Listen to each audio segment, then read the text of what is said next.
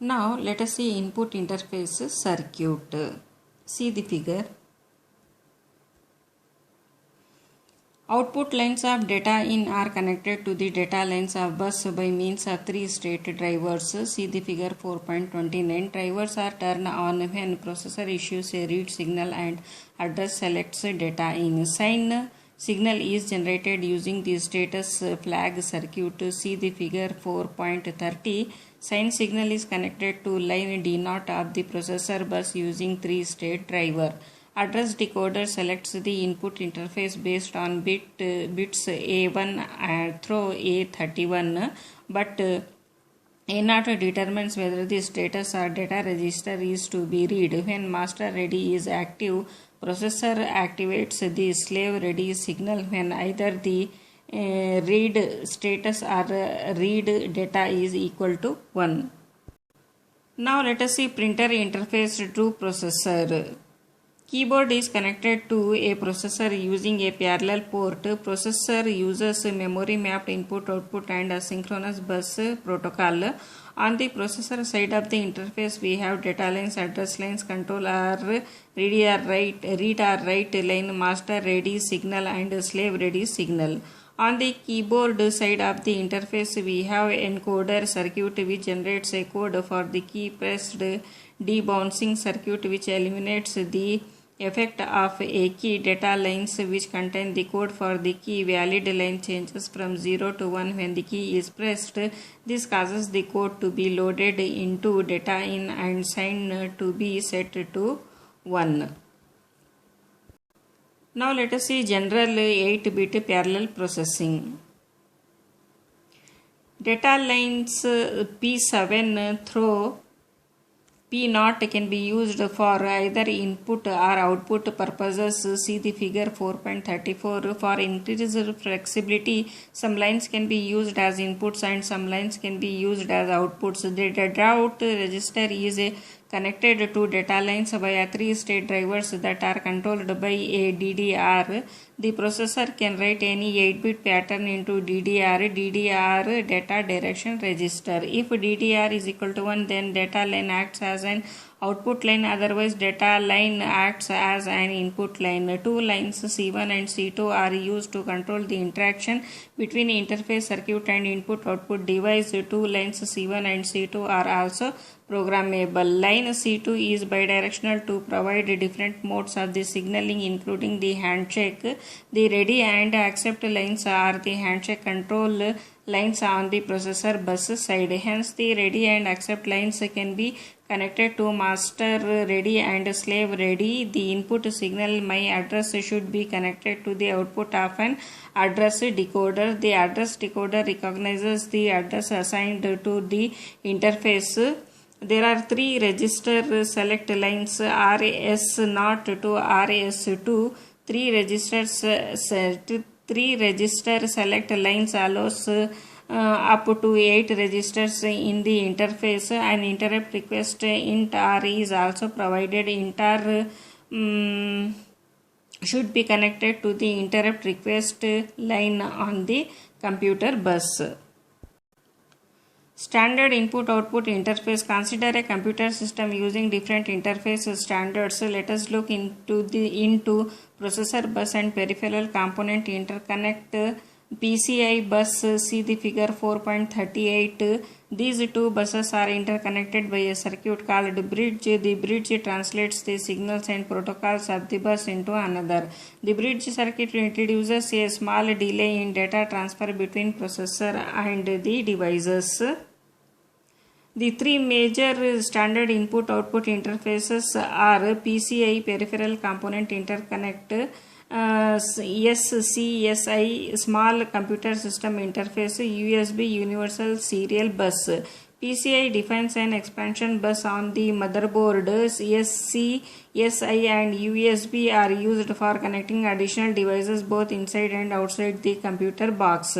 SCSI bus is a high-speed parallel bus intended for devices such as disk and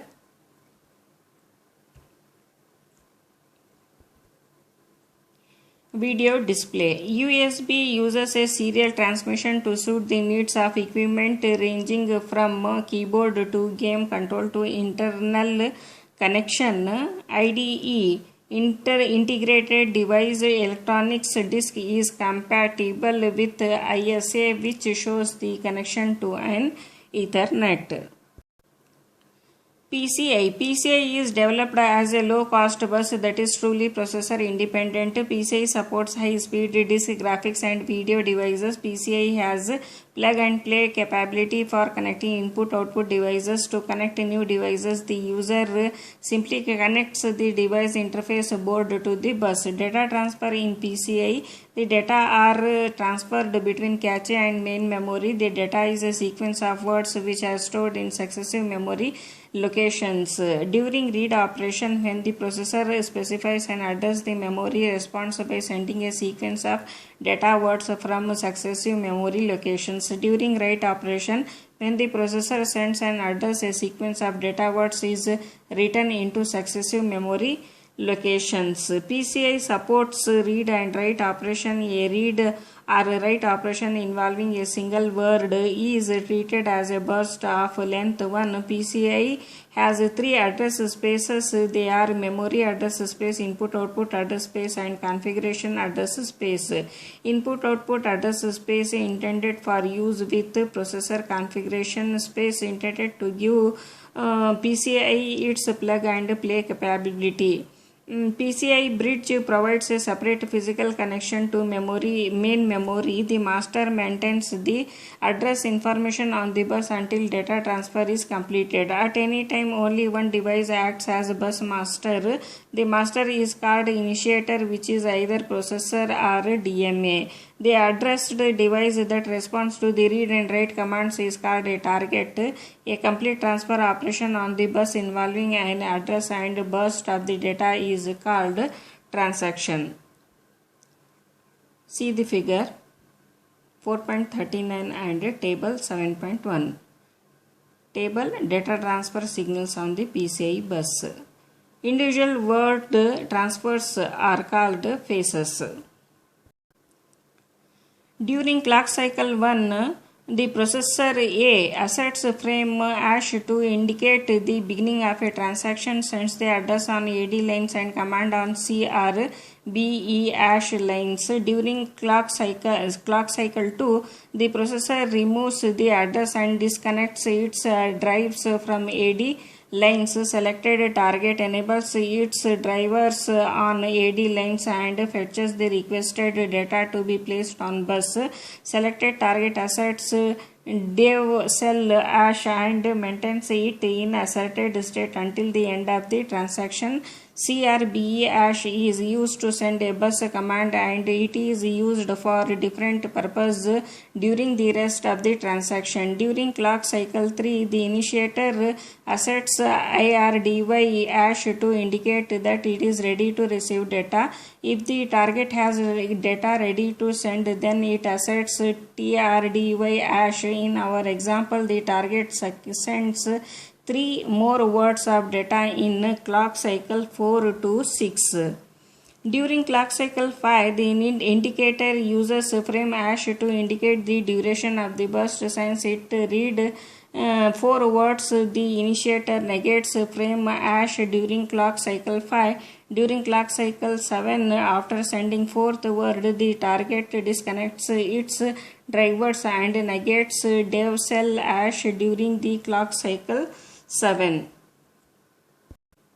Now let us see device configuration of PCI. The PCI has a configuration ROM that stores information about that device. The configuration ROMs of all devices are accessible in the configuration address space. The initialization software read these ROMs whenever the system is powered up or reset. In each case, it determines whether the device is printer, keyboard or disk controller. Devices are assigned address during initialization process. Each device has an input signal called ID. Cell hash initialization device select, which has 21 address lines AD11 to AD31. During configuration operation, the address is applied to AD input of the device and the corresponding AD line is set to 1 and all other lines are set to 0. AD11 to AD31 upper address line, A0 to A10 lower address line. Specify the type of the operation and to access the content of the device configuration ROM. The configuration software scans all 21 locations. PCI bus has interrupt request lines. Each device may request an address in the input-output space or memory space. SCSI bus. SCSI stands for Small Computer System Interface. SCSI refers to the standard bus which is defined by ANSI, American National Standard Institute. SCSI bus, the several options. It may be narrow bus, wide bus, single-ended transmission, HVD, high voltage differential, LVD, low voltage differential. HVD means high voltage differential, LVD means low voltage differential. It has 8 data lines and transfers 1 byte at a time. It has 16 data lines and transfer 2 byte at a time. Each signal uses a separate wire. It was 5V TTL cells. It uses 3.3 volt. Because of these various options, SCSI connector may have 50, 68, 80 pins. The data transfer rate ranges from 5 MB to MB per second to 160 MB per second, 320 MB per second, 640 MB per second. The transfer the rate depends on length of the cable, number of devices connected. To achieve high rate transfer rate, the bus length should be 1.6 meter for AC signaling and 12 m for LVD signaling. The SCSI bus is connected to the processor bus through the SCSI controller. The data are stored on disk in blocks called sectors. Each sector contains several hundreds of bytes. These data will not be stored in contiguous memory location. SCSI protocol is designed to retrieve the data in the first sector or any other selected sectors. Using SCSI protocol, the burst of the data are transferred at high speed. The controller connected to SCSI bus is of 2 bytes. There are first initiator, second target. Initiator, it has the ability to select a particular target and to send commands specifying the operation to be performed. They are the controllers on the processor side. Second, target, the disk controller operates as a target. It carries out the commands it receives from the initiator. The initiator establishes a logical connection with the intended target.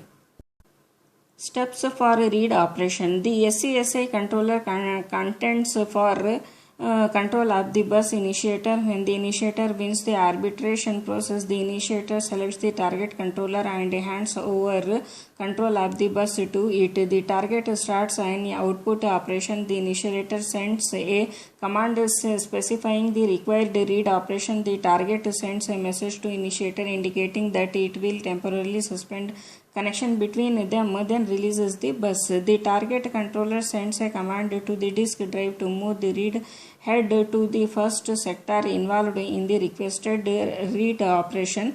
The target transfers the contents of the data buffer to the initiator and then suspends the connection again. The target controller sends a command to the disk drive to perform another seek operation. As the initiator controller receives the data, it stores them into the main memory using DMA approach. The SCSI controller sends an interrupt to the processor indicating that the data are now available. Bus signals of SCSI. The bus has no address lines. Instead, it has data lines to identify the bus controllers involved in the selection or reselection or arbitration process. For narrow bus, there are 8 possible controllers numbered from 0 to 7. For a wide bus, there are 16 controllers. Once a connection is established between 2 controllers, there is no further need for addressing and the data lines are used to carry the data. See the figure table. preceded by minus sign. This indicates that the signals are active or that the line is equal to 1 when they are in the low voltage state. Now let us see phases in SCSI bus. The phases in SCSI bus operation are arbitration, selection, information transfer, reselection. Arbitration. When the BSY signal is in inactive state, the bus will be free and any controller can request the use of a bus.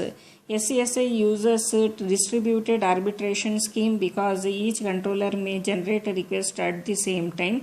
Each controller on the bus is assigned a fixed priority. When BSY becomes active, all controllers that are requesting the bus examines the data lines and determine whether highest priority device is requesting bus at the same time. The controller using the highest numbered line realizes that it has won the arbitration process. At that time, all other controllers disconnect from the bus and wait for BSY to become inactive again. Second one is information transfer. The information transferred between two controllers may consist of commands from the initiator to the target, status responses from the target to the initiator, or data transferred to or from the input-output device. Handshake signaling is used to control information transfers with the target controller taking the role of the bus master. Third is selection. Here device wins arbitration and assets BSY and DB6 signals. The select target controller responds by asserting BSY. This informs that the connection that it requested is established. Fourth one is reselection. The connection between the two controllers has been re-established with the target in control of the bus as required for data transfer to proceed. Now let us see USB. USB stands for Universal Serial Bus. USB supports three speed of operations. They are low speed, full speed, high speed. Low speed 1.5 Mbps, full speed 12 Mbps, high speed 480 Mbps. The USB has been designed to meet the key objectives. They are: first, to provide a simple, low cost and easy to use interconnection system. This overcomes difficulties due to the limited number of input-output ports available on the computer. Second is accommodate a wide range of data transfer characteristics for input-output devices, for example, telephone and internet connections. Third is enhance user convenience through a plug and play mode of operation. Advantage: USB helps to add many devices to a computer system at any time without opening the computer box. Port limitation. Normally, the system has a few limited ports. To add new ports, the user must open the computer box to gain access to the internal expansion bus and install a new interface card. The user may also need to know to configure the device and the software. Plug and play. The main objective: USB provides a plug and play capability. The plug and play feature enhances the connection of new devices at any time while the system is operation. The system should detect the existence of new device, automatically identify the appropriate device driver software, establish the appropriate addresses, establish the logical connection for communication. Now let us see device characteristics of USB. The kinds of devices that may be connected to a computer cover a wide range of functionality. The speed, volume and timing constraints associated with data transfer to and from devices varies significantly. Example: keyboard. Since the event of the pressing a key is not synchronized to any other event in a computer system, the data generated by the keyboard are called asynchronous. The data generated from keyboard depends upon the speed of the human operator, which is about 100 bytes per second.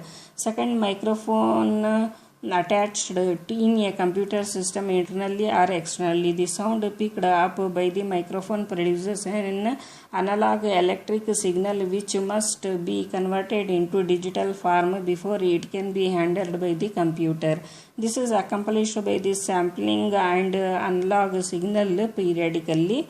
The sampling process yields a continuous stream of digitized samples that arrive at regular intervals synchronized with the sampling clock. Such a stream is called isochronous. That is, successive events are separated by equal period of time. If the sampling rate is S samples per second, then the maximum frequency captured by the sampling process is S by 2. A standard rate for digital sound is 44.1 kHz. Now let us see USB architecture. To accommodate a large number of devices that can be added or removed at any time, the USB has the tree structure as shown in the figure 7.17. Each node of the tree has a device called a hub. A hub acts as an intermediate control point between the host and the input-output devices. At the root of the tree, a root hub connects the entire tree to the host computer. The leaves of the tree are the input-output devices being served. For example, keyboard or speaker. A hub copies a message that it receives from its upstream connection to all its downstream ports.